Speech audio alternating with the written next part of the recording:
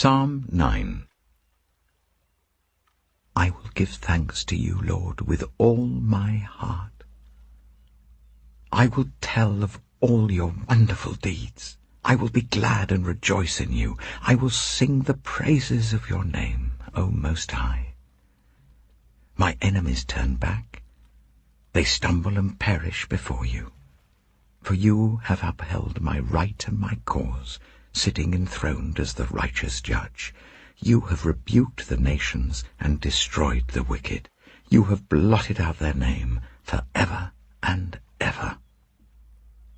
Endless ruin has overtaken my enemies. You have uprooted their cities. Even the memory of them has perished. The Lord reigns forever. He has established his throne for judgment. He rules the world in righteousness and judges the people with equity. The Lord is a refuge for the oppressed, a stronghold in times of trouble. Those who know your name trust in you, for you, Lord, have never forsaken those who seek you. Sing the praises of the Lord enthroned in Zion. Proclaim among the nations what he has done. For he who avenges blood remembers. He does not ignore the cries of the afflicted. Lord, see how my enemies persecute me. Have mercy and lift me up from the gates of death, that I may declare your praises in the gates of daughter Zion, and there rejoice in your salvation. The nations have fallen into the pit they have dug. Their feet are caught in the net they have hidden. The Lord is known by his acts of justice. The wicked are ensnared by the work of their hands. The wicked go down to the realm of the dead, all the nations that forget God. But God will never forget the needy. The hope of the afflicted will never perish. Arise, Lord.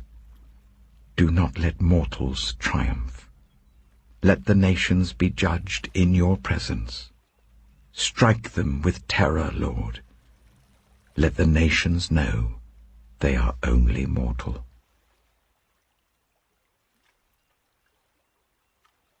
Proverbs chapter 9. Wisdom has built her house. She has set up its 7 pillars. She has prepared her meat and mixed her wine. She has also set her table. She has sent out her servants, and she calls from the highest point of the city. Let all who are simple come to my house. To those who have no sense she says, Come, eat my food and drink the wine I've mixed. Leave your simple ways and you will live. Walk in the way of insight. Whoever corrects a mocker invites insults. Whoever rebukes the wicked incurs abuse. Do not rebuke mockers, or they will hate you. Rebuke the wise, and they will love you. Instruct the wise, and they will be wiser still. Teach the righteous, and they will add to their learning. The fear of the Lord is the beginning of wisdom, and knowledge of the Holy One is understanding.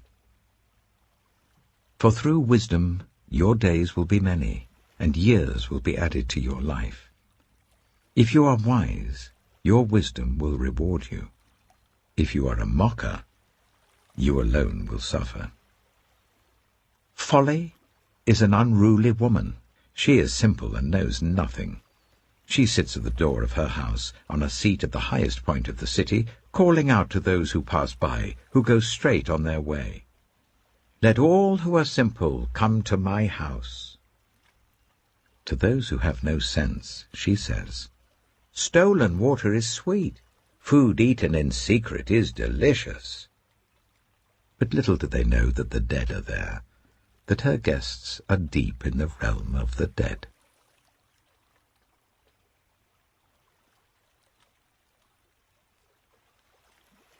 Matthew chapter 9. Jesus stepped into a boat, crossed over, and came to his own town. Some men brought to him a paralyzed man lying on a mat. When Jesus saw their faith, he said to the man, "Take heart, son, your sins are forgiven." At this, some of the teachers of the law said to themselves, "This fellow is blaspheming." Knowing their thoughts, Jesus said, "Why do you entertain evil thoughts in your hearts? Which is easier, to say, 'Your sins are forgiven,' or to say, 'Get up and walk'? But I want you to know that the Son of Man has authority on earth to forgive sins." So he said to the paralyzed man, "Get up, take your mat, and go home." Then the man got up and went home. When the crowd saw this, they were filled with awe, and they praised God, who had given such authority to man. As Jesus went on from there, he saw a man named Matthew sitting at the tax collector's booth. "Follow me," he told him, and Matthew got up and followed him. While Jesus was having dinner at Matthew's house, many tax collectors and sinners came and ate with him and his disciples.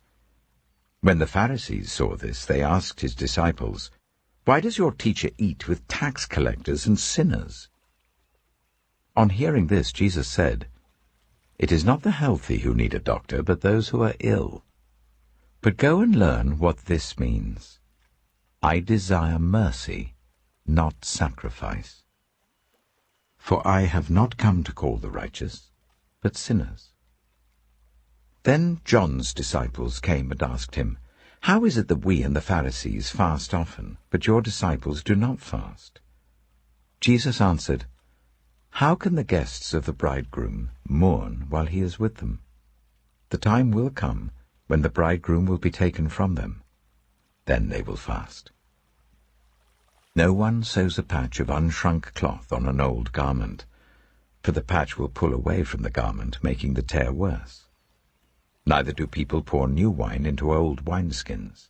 If they do, the skins will burst. The wine will run out, and the wineskins will be ruined.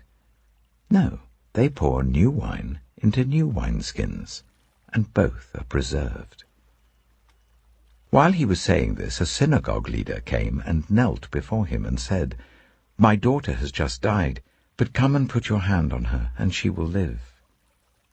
Jesus got up and went with him, and so did his disciples. Just then, a woman who had been subject to bleeding for 12 years came up behind him and touched the edge of his cloak. She said to herself, "If I only touch his cloak, I will be healed." Jesus turned and saw her. "Take heart, daughter," he said. "Your faith has healed you." And the woman was healed at that moment.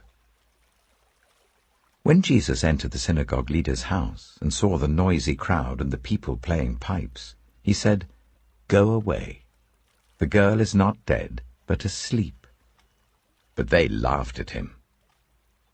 After the crowd had been put outside, he went in and took the girl by the hand, and she got up.